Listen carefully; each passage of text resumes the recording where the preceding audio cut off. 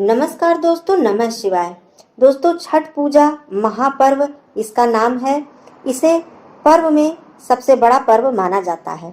इसकी सबसे जो पहली अनुष्ठान की तारीख है वह 28 अक्टूबर दिन शुक्रवार को है, जिसको कि हम नहाए खाए के नाम से जानते हैं। इस दिन माताएं बहनें स्नान करके साफ सफाई करके और पूरे दिन व्रत रखकर शाम को चावल दाल लौकी की सब्जी खाती हैं, सेंधा नमक का प्रयोग करती हैं, चने की दाल का प्रयोग किया जाता है। और इसमें यह बात जरूर जान लें कि बैगन, लहसुन, प्याज, सरसों का तेल, मसूर की दाल, इन चीजों का प्रयोग न करें। भोजन को आप चाहे घी में बना लें या सूर्यमुखी के तेल में या किसी भी ऐसे तेल में बना लें, लेकिन सरसों के तेल में न बनाएं। ये आपका हो गया नहाए खाए का दिन।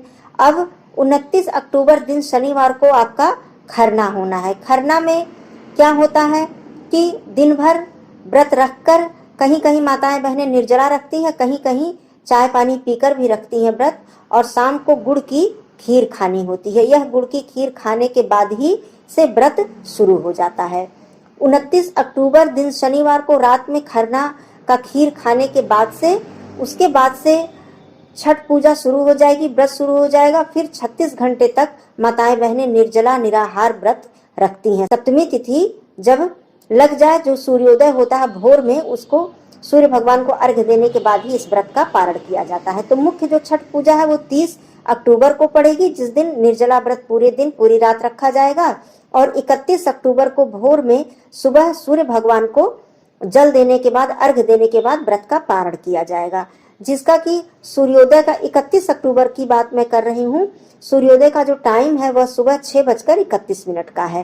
प्रयास करें कि समय से पहले ही भोर में ही आप घाट पर पहुंच जाएं और सूर्य देव की पहली किरण का दर्शन करें और उन्हें अर्घ्य अवश्य ही दें। अर्घ्य देने के लिए आप अर्घ्य के जल में यदि 7 प्रकार के पुष्प डाल लेती हैं, उसमें गुड़, अक्षत, कलावा का टुकड़ा डाल लेती हैं, सफेद तिल डाल लेती हैं, तो यह बहुत ही उत्तम फल देने वाला अर्घ्य होता है। इस प्रकार डालकर अर्घ्य दीजिए और छठ व्रत को पूरी तरह से पूर्ण कीजिए। इस व्रत में किसी भी प्रकार का क्रोध, किसी को कुछ बुरा शब्द या गलत बात नहीं बोलना चाहिए। बहुत ही श्रद्धा भक्ति से छठी मैया का व्रत रखना चाहिए, क्योंकि छठी मैया व्रत का बहुत ही जल्दी फल देती हैं, बहुत ही जल्दी इसका पुण्य देती हैं। लेकिन साथ ही साथ बहुत ही नियम का ध्यान रखना चाहिए, साफ सफाई का ध्यान रखना चाहिए।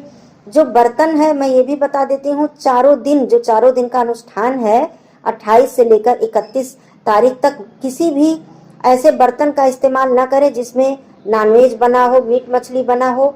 ऐसा करें कि एक अलग बर्तन छठ पूजा के लिए नया ले लें। और यदि आप ऐसा करते हैं कि हर वर्ष उसी बर्तन में बनाएं, फिर उस बर्तन को रख दें, अगले वर्ष फिर उसी बर्तन में बनाएं, अन्य कार्य के लिए उस बर्तन को इस्तेमाल ना करें, क्योंकि छठ पूजा में सफाई का बहुत ही ध्यान दिया जाता है। लहसुन प्याज बिल्कुल ना खाएं, और परिवार में यदि कोई ना खाए तो बहुत ही अच्छी बात है।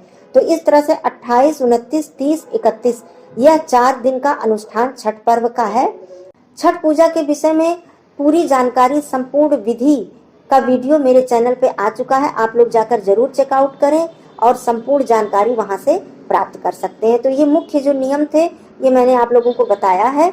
आशा करती हूँ कि आप लोग इससे संतुष्ट होंगे। आप सभी माताओं बहनों को छठ पर्व की हार्दिक शुभकामना।